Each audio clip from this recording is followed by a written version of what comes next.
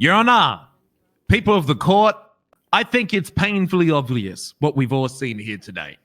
But before I get into those facts, I'd like to talk about the closing that was just talked about. It's argued that defense took no steps at all to walk away or de-escalate, so therefore stand your ground is not valid. But we've heard from multiple people today that defense did take steps to work towards standing your ground.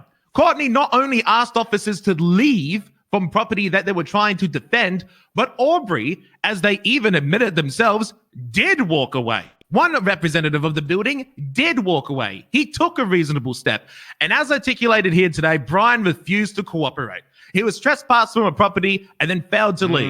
And then when asked to leave again, drew a weapon, brandished a firearm. If it wasn't a lawful officer, it would be a 7-month charge in prison. And if Bloom was on duty, I guarantee you it would probably be a raid and a hut trial. Aubrey and Courtney did every step they could.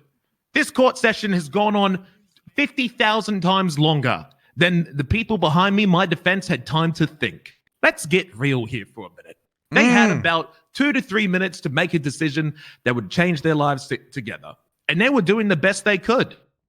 There's a lot of hindsight going on here. And the main thing is, we're not trying to argue that officers today were not shot by Courtney or Aubrey. They were shot. And they were shot by my client.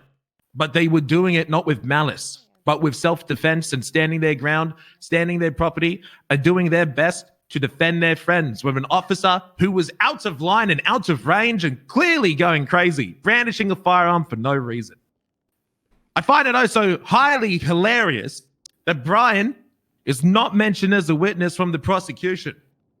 In every other officer's statement and from his own testimony and reports, Brian was the first one there on scene. He was the one who saw everything. He had the most information. He had the most up-to-date story of events. Yet for some reason, even though my clients and other people have testified that Brian was acting out, the prosecution just seemed to have not included him. Maybe because he was worried that he was going to inflict negative things on himself, say the wrong thing, throw the case because they know that they're in the wrong. Officers arrived for food in this situation. There was no reason for an arrest or a detainment. Yet Brian brandished a firearm.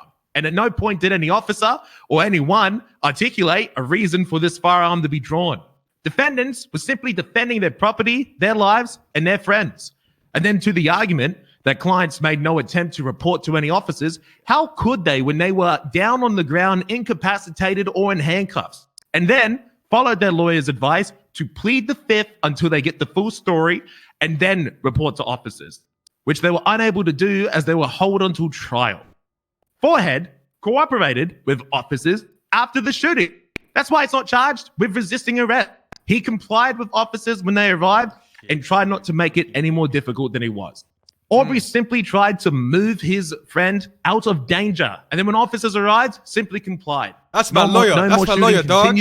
No more resisting arrest. Not that he ever was resisting arrest in the first place. He was simply trying to work within the bounds of the stand your ground legislation.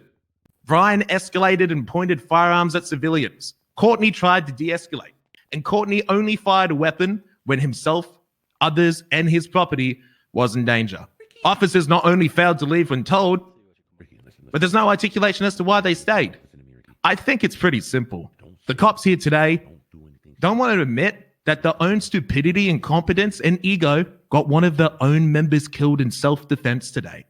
Which is why I think the charge needs to be dropped down to manslaughter. We're not arguing that no one was killed here today. We're not arguing that they didn't fire a weapon. We're arguing that they acted within the bounds of the law. And yes, it's unfortunate that someone died, but they were acting in self-defense. This is manslaughter, not murder. Thank you.